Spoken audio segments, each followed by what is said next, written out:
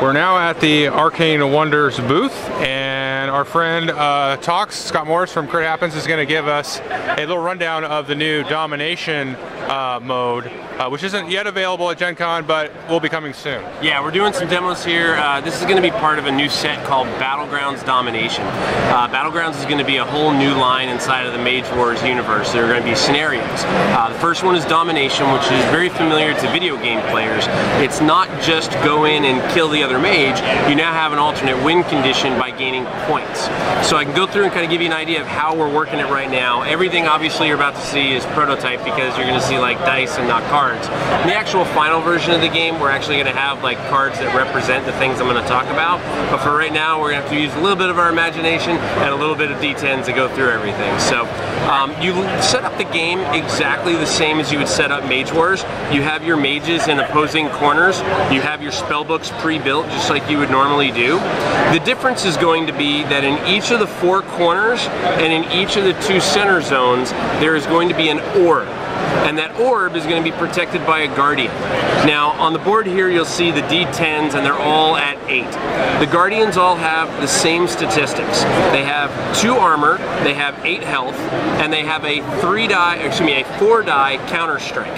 So that means that if I wanted to use my mage to hit this this guardian, I could roll let's say my 4 dice because I'm a beastmaster. I would roll my 3 for my melee plus my melee plus 1 trait. I would roll that. I would not get this through because he has 2 armor.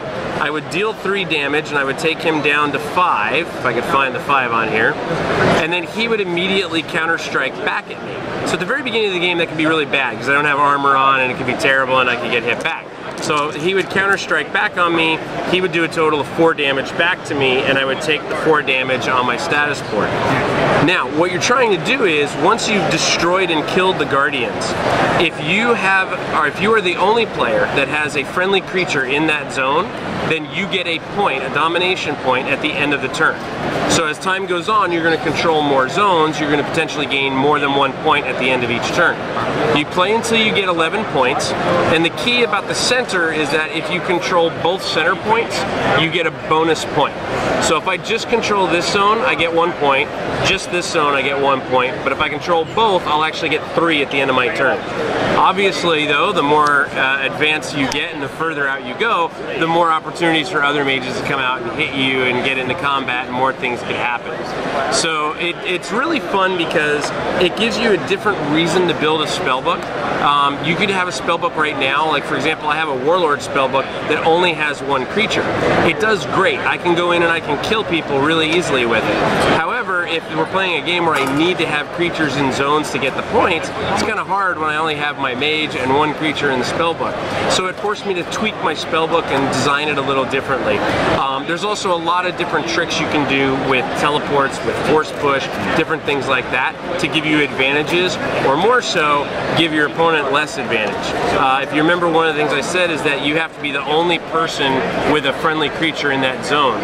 So if I'm playing Joel, and let's say I'm the Beastmaster here, I've killed this Guardian and I'm going to get a point at the end of the turn, Joel could immediately teleport his wizard over to this zone, and because mages are considered creatures, and because we're both in the same zone, now I'm not getting my point. He's not getting it either, but he's immediately stopped me from getting a point. So there's some really good fun tricks you can do with fast creatures, with teleport, force push, zone control, to really wreak havoc with your opponent in a game like that. So, and the other thing that's really cool is that the Domination set is going to come with a modular board.